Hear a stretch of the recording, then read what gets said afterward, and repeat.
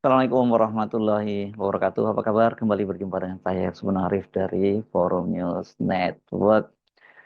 Mantan Presiden Joko Widodo akhirnya buka suara juga berkaitan dengan ijazahnya ya. Yang keasliannya itu selalu dipertanyakan bahkan itu diragukan.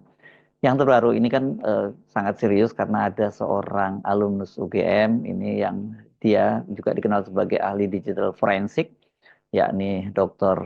Risman Sianipar yang menyatakan bahwa 100 miliar persen ijazah Jokowi itu palsu.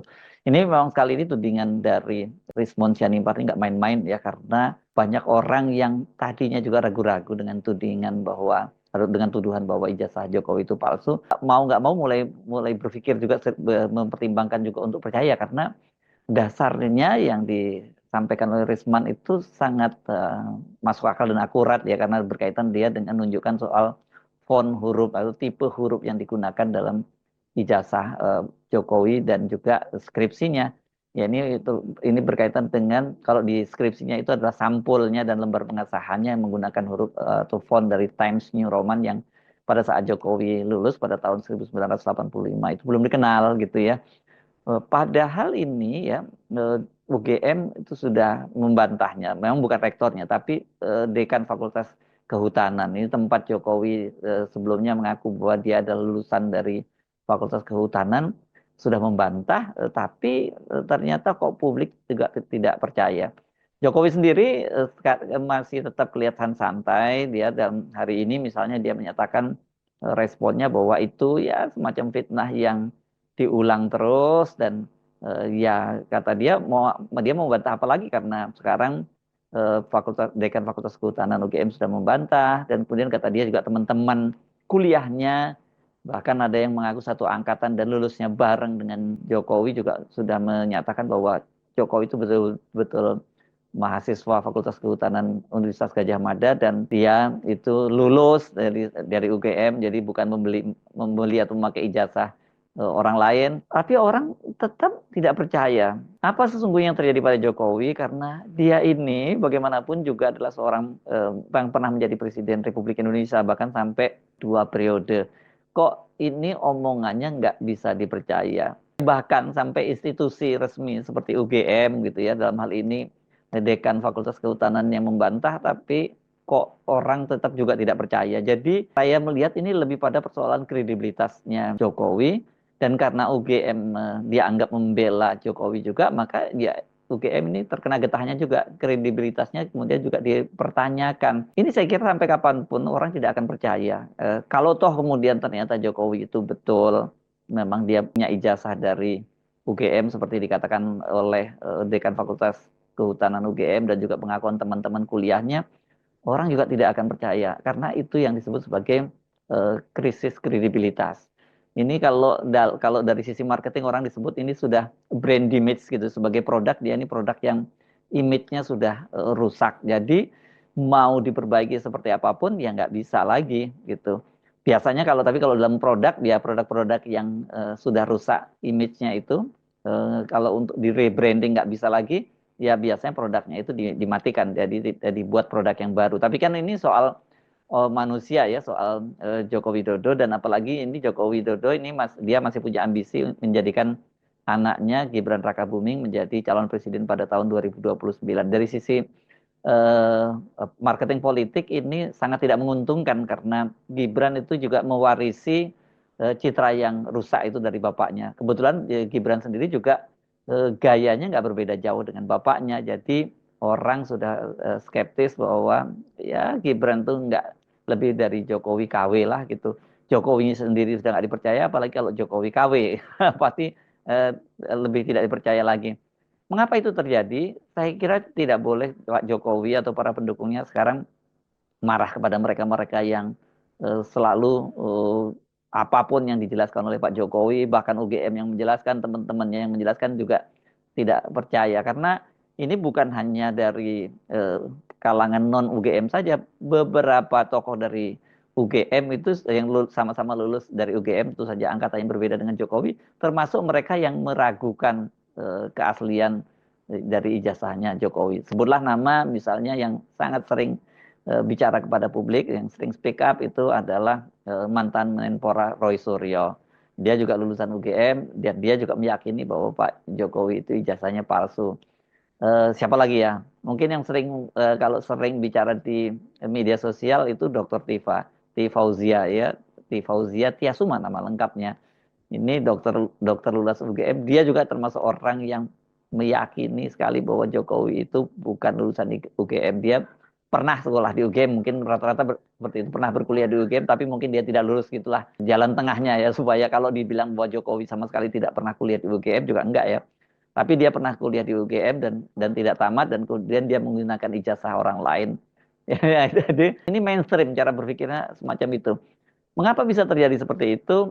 Saya kira yang saya sebut tadi tidak bisa sepenuhnya disalahkan itu karena ada tokoh yang cukup kredibel gitu seperti almarhum Profesor Azumadi Azra yang pernah menjadi ketua Dewan Pers dan juga ini adalah guru besar dari Universitas Islam Negeri Jakarta atau UIN Jakarta.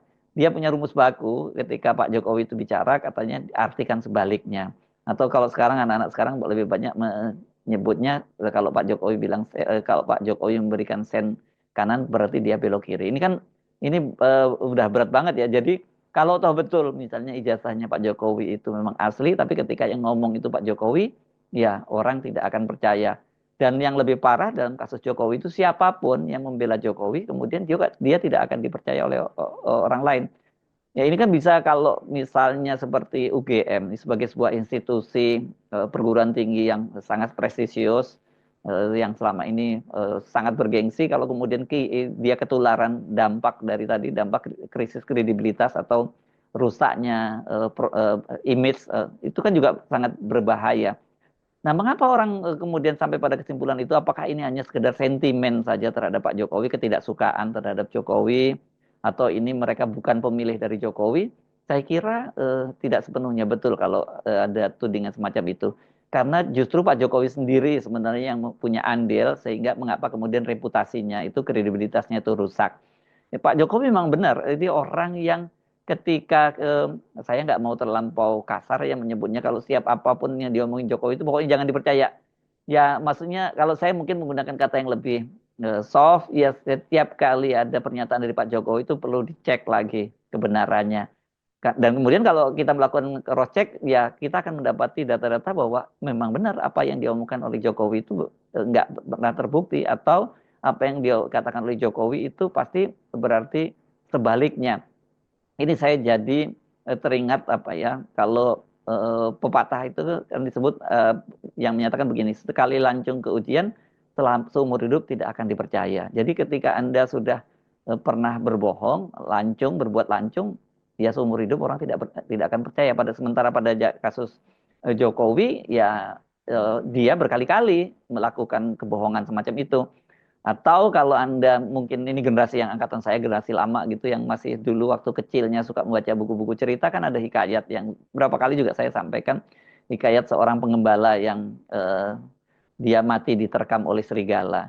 Ini kenapa? Karena dia sering sekali bercanda ketika dia sedang mengembalakan di padang rumput begitu, dan padahal situasinya aman saja, kemudian dia berteriak-teriak ada serigala dan kemudian orang kampung itu berdatangan membantu dia, tapi ketika tiba di sana ternyata dia ada serigalanya dan dia tertawa-tawa karena dia merasa berhasil mengerjai orang-orang kampung itu, dan ini berulang gitu.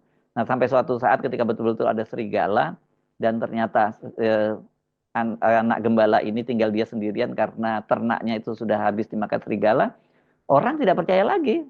Dan akhir cerita ini Anda pasti sudah bisa menduga akhirnya tragis karena dia sendiri yang kemudian diterkam oleh serigala itu.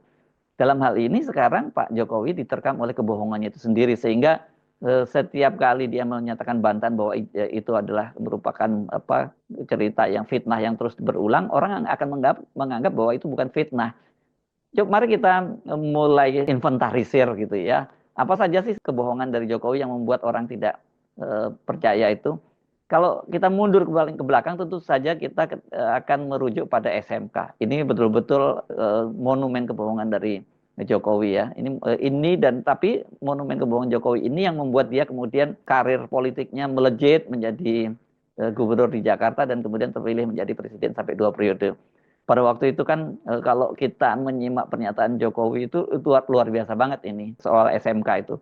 Dan banyak sekali yang kena prank Jokowi, termasuk Roy Suryo, yakni ketika dia bicara soal SMK. Dan pada waktu itu ketika ditanya oleh wartawan, seingat saya ini waktu diwawancarai di Metro TV ya, pada waktu itu dia menyatakan bahwa sudah laku, pemesannya sudah sampai 6.000 unit SMK. Gila banget kan ya, ada mobil lokal yang belum mengaspal di jalan tapi sudah dipesan sampai 6.000 unit. Dan orang seperti Roy Suryo termasuk yang juga ikut memesan gitu, bahkan dari institusi TNI juga ikut memesan SMK. Dan saya kira saya nggak menyalahkan orang-orang yang ikut-ikutan memesan SMK karena itu lebih didorong pada nasionalisme ya. Selama ini kan kita ingin sekali kita punya produk mobil nasional, tapi nggak pernah terwujud. Tiba-tiba ada seorang wali kota dari Solo seperti Jokowi bekerja sama dengan beberapa anak SMK dan pengusaha di Solo bisa membuat mobil nasional sendiri. Jadi banyak sekali yang memesan. Tapi sampai sekarang pun ternyata kita tidak pernah tahu seperti apa barangnya itu. Ada sih pernah digunakan oleh Jokowi pada waktu itu dia gunakan dia kendarai dari Solo ke Jakarta. Tapi pada waktu itu dengan alasan belum lolos uji emisi itu kan tidak dilanjutkan produksinya. Walaupun sebenarnya kalau toh katakanlah waktu itu lulus uji emisi mungkin ya memang tidak ada produksinya karena memang belum siap mereka memproduksi mobil SMK itu, tapi Jokowi sudah keburu duluan menjadikan dagangan politiknya. Dari sisi SMK-nya produknya gagal, tapi dari sisi dagangan politiknya berhasil karena ya, seperti saya sebutkan tadi kan kemudian karir politik Jokowi tidak tertahankan. Dia menjadi gubernur di Jakarta dan kemudian terpilih menjadi presiden.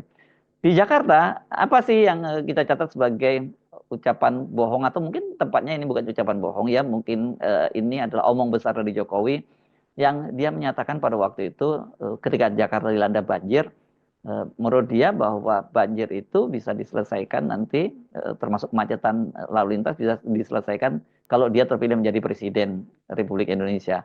Orang pada waktu itu juga membenarkan ucapan Jokowi. Kenapa? Karena banjir di Jakarta itu tidak semata-mata merupakan problem dari Jakarta. Jadi nggak bisa dibenahi hanya Jakartanya. Karena banjir di Jakarta selain faktor buruknya juga sistem drainase di Jakarta, sungai-sungai yang juga banyak berubah menjadi hunian.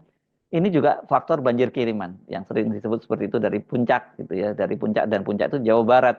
Jadi perlu memang ada kerjasama itu tidak hanya level di daerah tapi sampai tingkat pusat supaya bisa dikendalikan, bisa dikoordinasikan dengan baik. Jadi wajar kalau kemudian Jokowi menyatakan kalau dia tidak sebagai gubernur sendirian Jakarta dia tidak bisa menyelesaikan.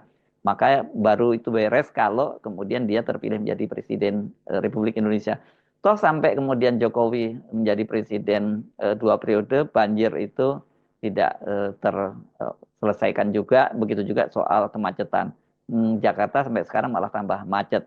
Jadi di situ saja kelihatan bahwa Jokowi ya kalau nggak bohong dia dianggap omong besar atau kalau orang Solo menyebutnya umuk. Ini ya memang ini salah satu kalau orang Jogja kan disebut sering gelembuk, tapi kalau orang Solo disebutnya ini umuk, jadi omong besar di Jokowi. Jadi mungkin kalau kita memahami culture Solo, mungkin kita akan sedikit memaafkan dan kita menyebutnya tidak bohong, tapi itu adalah sekedar umuk saja, omong besar saja. Kemudian setelah dia jadi presiden, banyak sekali yang dicatat oleh publik bahwa dia kalau ngomong itu nggak bisa dipercaya, termasuk soal pertumbuhan ekonomi, soal yang paling dicatat itu juga soal bahwa dia akan menghentikan semua impor bahan pangan, tapi ternyata sampai sekarang kita masih terus mengimpor bahan pangan. Kemudian juga soal yang paling banyak diingat orang, saya kira yang belakangan ini adalah soal IKN. Pada waktu itu dia menyatakan bahwa IKN ini kan hanya dibiayai oleh APBN hanya sekitar 20% dan sisanya itu dari investor asing. Total investasinya sampai 460 triliun. Jadi yang dari APBN itu hanya sekitar 96 triliunan sekitar itu. Sisanya nanti dari investor asing. Nah, siapa investor asingnya itu? Jokowi pada waktu itu menyebutnya bahwa oversubscribed ya di IKN itu. Tapi belakangan kan kita tahu justru yang menjelaskan itu adalah orang kepercayaan Pak Jokowi sendiri, Menteri PUPR pada waktu itu Basuki Hadi Mulyono yang memimpin pembangunan infrastruktur perkantoran di IKN yang menyatakan bahwa belum ada investor asing satupun yang masuk ke IKN. Tapi Jokowi masih terus menebar janji-janji, menebar optimisme bahwa nanti akan antri berbondong-bondong ini para investor itu. Belakangan kita tahu kan kemudian menjelang akhir masa jabatannya Jokowi itu kemudian minta tolong kepada sejumlah Taipan yang dipimpin oleh Aguan untuk melakukan groundbreaking. Waktu itu mungkin maksudnya hanya untuk menyelamatkan muka saja ya, seperti dikatakan oleh Aguan juga untuk menyelamatkan wajahnya dari Pak Jokowi. Tapi pada saat itu ketika dia juga melakukan groundbreaking proyeknya Aguan itu, Pak Jokowi juga masih omong besar lagi gitu ya. Dia menyatakan bahwa nanti setelah ini akan berbondong-bondong para investor investor masuk ke IKN itu. Apalagi kata dia kalau bandaranya sudah selesai dan kemudian nanti infrastruktur lain sudah selesai, investor akan berbondong-bondong. Dan kita tahu semua bahwa kebelakangan dari pengakuan Aguan itu bahwa iya itu semua hanya omong besar saja karena menurut Aguan mengapa dia melakukan groundbreaking itu bukan karena dia tertarik untuk melakukan investasi di IKN, tetapi dia lebih pada menyelamatkan wajahnya Pak Jokowi dan itu nggak gratis karena Aguan juga dapat kompensasi kemudian proyeknya yakni Pantai Indah Kapuk 2 itu sebenarnya bukan Pantai Indah Kapuk 2-nya ya, tapi dia mendapat status proyek PSN, proyek strategis nasional Tropical Coastline yang ada di dekat dengan Pantai Indah Kapuk 2. Dan selain Aguan yang mendapatkan imbalan itu kan grup Sinarmas, yakni BSD kemudian ditetapkan juga sebagai statusnya sebagai proyek strategis nasional. Dan setelah Jokowi lengser, Aguan dan kawan-kawan nggak melanjutkan pembangunannya. Ini yang menyatakan juga orang dekatnya Jokowi, yakni Marwarar Sirait yang menjadi Menteri Perumahan di eranya sekarang ini menjadi di kabinetnya Pak Prabowo. Jadi dia menyatakan bahwa banyak sekali investor yang sudah melakukan groundbreaking tapi nggak dilanjutkan dengan pembangunannya. Itu contoh-contoh yang menunjukkan mengapa kemudian orang cenderung tidak percaya kepada Jokowi apapun yang diomongin dan bahkan saya menduga ini meskipun omongannya Pak Jokowi benar orang juga tidak percaya dan sebaliknya kemudian kalau toh ada orang yang menuduh Pak Jokowi katakanlah itu tudingannya itu tidak beralasan ya orang cenderung akan lebih percaya pada orang yang menuduh Pak Jokowi yang disebut oleh Pak Jokowi fitnah. Apalagi dalam kasus sekarang yang terbaru ya, yang Dr. Rismond Sianipar itu reputasinya ini luar biasa dan kemudian basis tuduhannya terhadap ijazah Pak Jokowi itu kok sangat kuat sekali ya berkaitan tadi itu dengan font huruf yang pada waktu itu belum ada Times New Roman ya dan kalau disebut oleh eh, Dekan Fakultas Kehutanan Sigit Sunarta bahwa itu pada waktu itu sudah ada percetakan di dekat UGM, yakni Prima dan Subur, tapi kemudian Dr. Rismond Sianipar ini bisa membuktikan bahwa pada tahun 1985 ketika Jokowi lulus itu belum ada Prima itu. Kalau Subur kita tidak tahu karena itu sudah tutup. Karena dia baru berdiri pada tahun 1986. Itu dia mengutip data itu dari Tentang Kami ya di Prima, percetakan Prima itu sendiri. Dan pada tahun 1986 pun itu kalau menurut data dari Prima itu sendiri di data Tentang Kaminya itu mereka belum berupa percetakan. Mereka masih sebagai pelayanan fotokopi.